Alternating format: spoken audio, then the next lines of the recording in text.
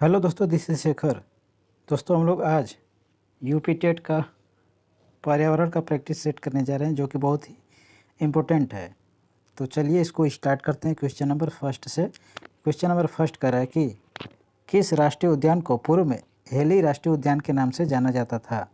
Jim Corbett राष्ट्रीय उद्यान, राजाजी राष्ट्रीय उद्यान, दुधवा राष्ट्रीय उद्यान या फिर उपरोक्त में से कोई सही नहीं है। तो देखिए, इसका फर्स्ट ऑप्शन सही हो जाएगा, जिम कॉर्बेट राष्ट्रीय उद्यान।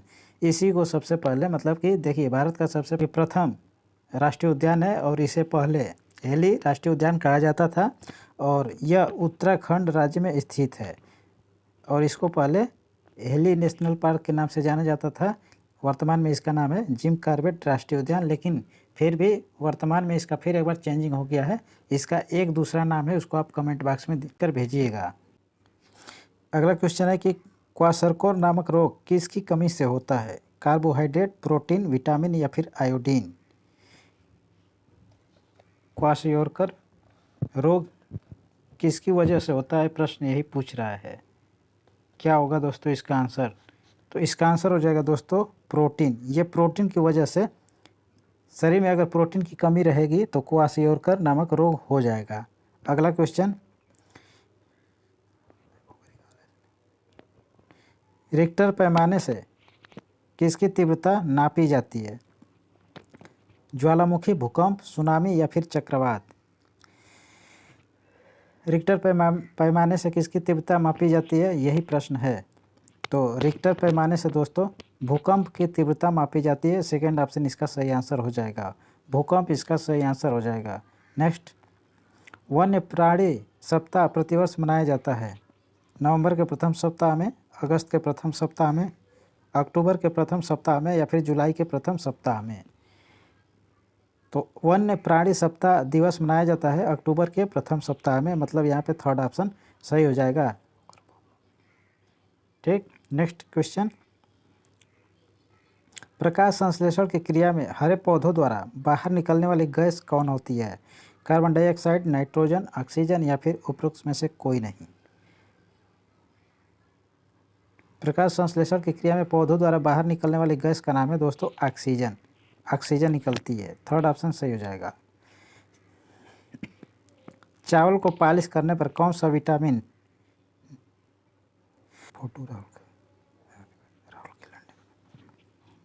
चावल को पॉलिश करने पर कौन सा विटामिन नष्ट हो जाता है? एस्कॉर्बिक अम्ल, कैल्सिफेरॉल, थायरॉक्सिन या फिर थायमीन?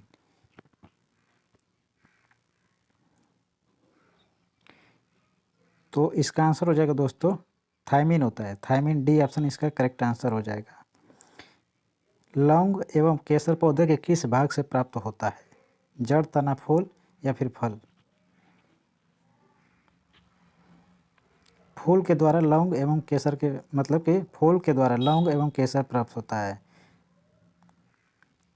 निम्न में से कौन सा उत्तराखंड राज्य प्रतीक नहीं है? मोनाल, बुरांश, बाघ या फिर कस्तूरी मृग?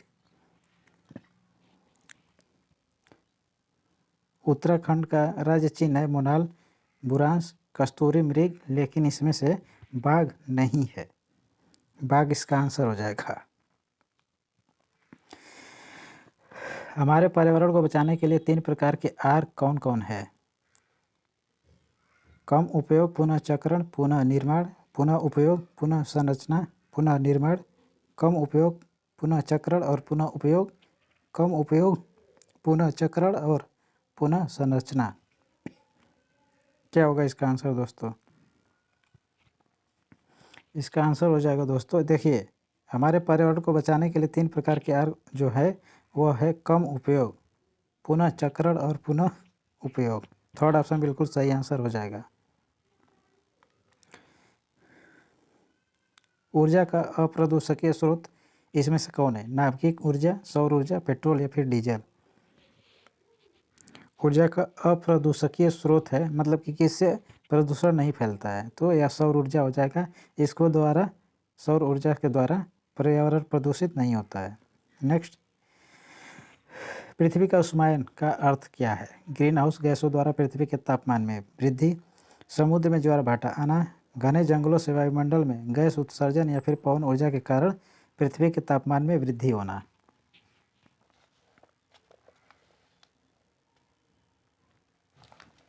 ग्रीन हाउस गैसों द्वारा पृथ्वी के तापमान में वृद्धि होना, यह इसका आंसर हो जाएगा। कार्बन डेटिंग विधि प्रयुक्त की जाती है क्या करने के लिए? स्थान ज्ञात करने में, वस्तु की आयु ज्ञात करने में, लिपि को पहचानने में, या फिर वस्तु की पहचान करने में। तो देखिए दोस्तों, कार्बन डेटिंग का प्रयोग वस्तु की आयु ज्ञात करने में प्रयोग किया जाता है। नेक्स्ट,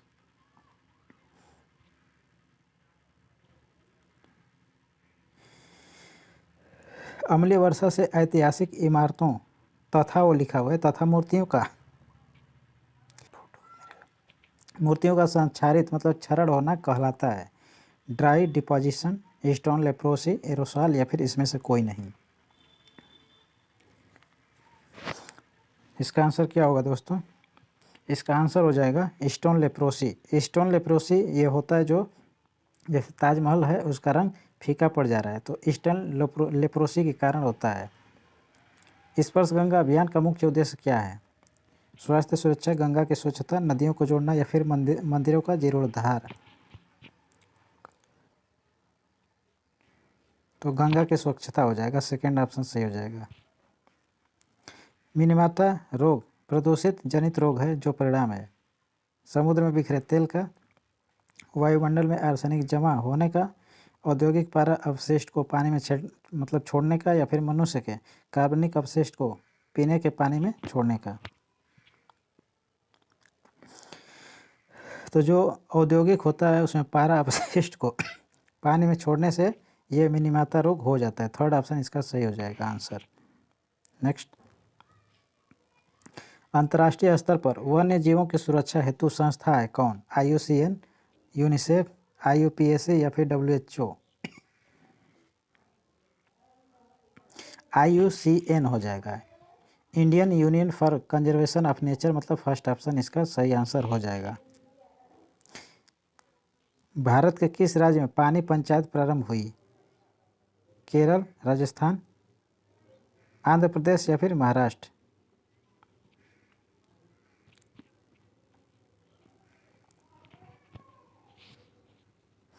तो यह स्टार्ट हुआ था महाराष्ट्र राज्य में, डी ऑप्शन सही हो जाएगा। ओजोन परत सूर्य से आने वाली किन किरणों को रोकती है? अवरक्त किरणें, एक्स किरणें, पराबैंगनी किरणें, या फिर उपरोक्त में से कोई सही नहीं है। तो ओजोन परत सूर्य से आने वाली जो पराबैंगनी किरणें होती है उसको रोकती है, मतलब थर्ड ऑप्शन इसका सही आंसर हो जाएगा। संरक्षण या विनाश पुस्तक के लेखक कौन है? सरला बहन, वंदना शिवा, जिम कॉर्बेट, या फिर रस्किन बॉन्ड।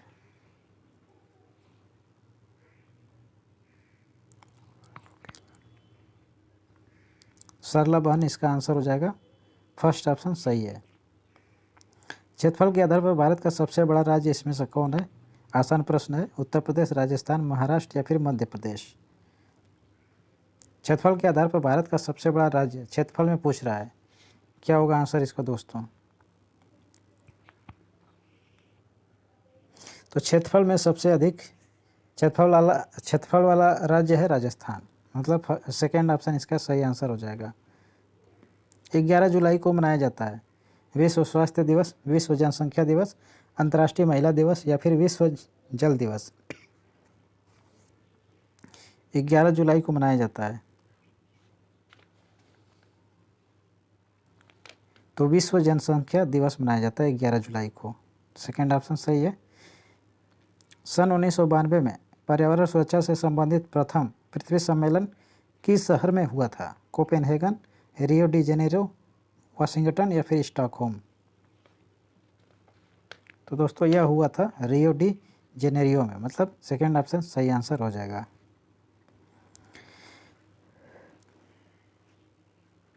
भूमिगत जल स्तर को उसके प्राकृतिक स्तर पर पुनः लाने के लिए निम्न में से कौन सा उपाय सर्वथा उचित है?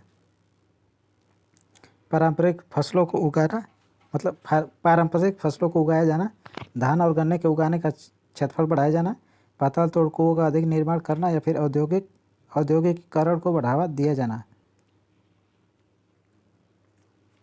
तो पाताल तोड़ कुओं का अधिक निर्माण किया जाना चाहिए, थर्ड ऑप्शन सही हो जाएगा। नेक्स्ट, यदि एक मेढक एक टिड्डे को खाता है तो ऊर्जा का स्थानांतरण होगा उत्पादक से अपघटक को, उत्पादक से प्राथमिक उपभोक्ता को, प्राथमिक उपभोक्ता से द्वितीयक उपभोक्ता को, या फिर द्वितीयक उपभोक्ता को प्राथमिक उपभोक्ता को। मतलब द्वितीयक उपभोक्ता से यहाँ पे रहेगा, से प्राथमिक उपभोक्ता को। इसका आंसर दोस्तों हो जाएगा प्राथमिक उपभोक्ता से द्वितीयक उपभोक्ता है। मेढक इसमें क्या होगा, जैसे मेढक इसमें द्वितीयक उपभोक्ता हो जाएगा और टिड्डा इसमें प्राथमिक उपभोक्ता है, इसलिए थर्ड ऑप्शन सही हो जाएगा।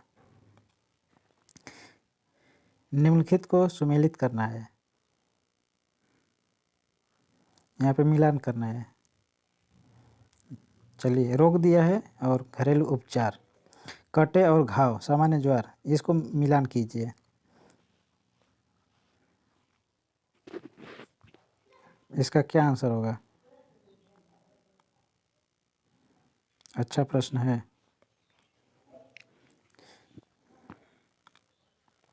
तो देखिए, इसका सबसे पहले कटे और घाव में क्या प्रयोग किया जाता है? हल्दी के चूर्ण प्रयोग किया जाता है। सेकंड मतलब इसमें सेकंड हो जाएगा।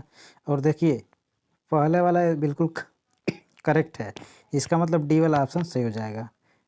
मतलब कि देखिए, पहले में ही तो डी मतलब कि एक या दो ऑप्शन में है, बाकी किसी में एक या दो नहीं है, इसलिए ये सही हो जाएगा। बाकी और देखिए, सामान्य ज्वर, जैसे सामान्य ज्वर होता है तो उसमें क्या होता है, मेथी के बीजों की चाय बनाकर पिया जाता है, थर्ड में हो जाएगा। फिर आँख की सूजन, इसमें क्या होगा, ताज़े धनियों के बीजों का प्रयोग किया जाता है इसमें। और दांत का दर्द, इसमें क्या होगा, हींग के चूर्ण का प्रयोग किया जाएगा। तो इस हिसाब से डी वाला ऑप्शन बिल्कुल सही हो जाएगा, डी वाला ऑप्शन करेक्ट है। नेक्स्ट, निम्न में से पृथ्वी पर कौन सा पारिस्थितिक तंत्र सबसे बड़ा है? रेगिस्तान, समुद्र, वन या फिर कृषि भूमि? बताइए। समुद्र इसका आंसर हो जाएगा। पर्यावरण एवं वन मंत्रालय भारत सरकार द्वारा पर्यावरण के क्षेत्र में दिया जाने वाला पुरस्कार है। पर्यावरण मित्र, पर्यावरण श्री, तरु मित्र या फिर वृक्ष मित्र?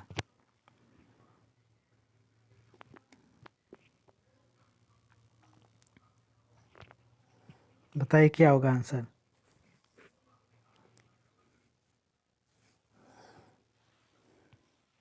इसका आंसर दोस्तों हो जाएगा वृक्ष मित्र, डी ऑप्शन करेक्ट आंसर हो जाएगा।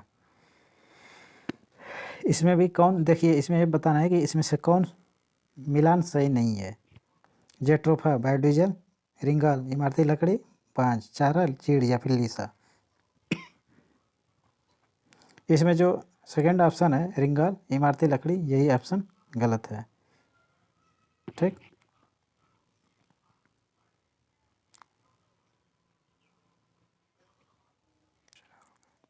निम्न में से प्रक्रियाओं का कौन सा युग्म पौधों को जंतुओं से अलग करता है? श्वसन तथा प्रजनन, माइटोकांड्रिया तथा सेंट्रोसोम, क्लोरोफिल तथा रसधानी या फिर केंद्रक तथा कोशिका कला?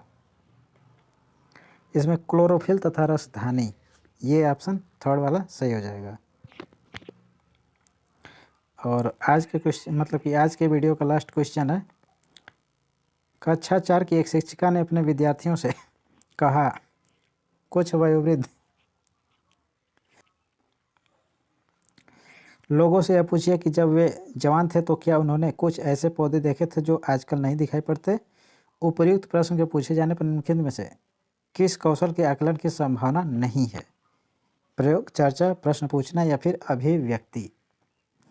तो इसमें देखिए, ये पूछताछ की बात है तो चर्चा तो होगा, बिल्कुल होगा, तो ये वाला ऑप्शन नहीं रहेगा क्योंकि नहीं पूछा है। अभिव्यक्ति मतलब कि अपनी मतलब कि अपना व्यक्तित्व बताना, मतलब कुछ पूछना जानना, ये सब अभिव्यक्ति में आएगा।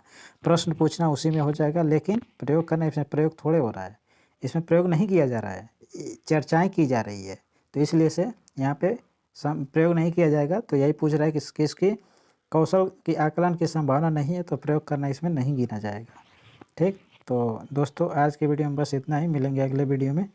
Take care, bye.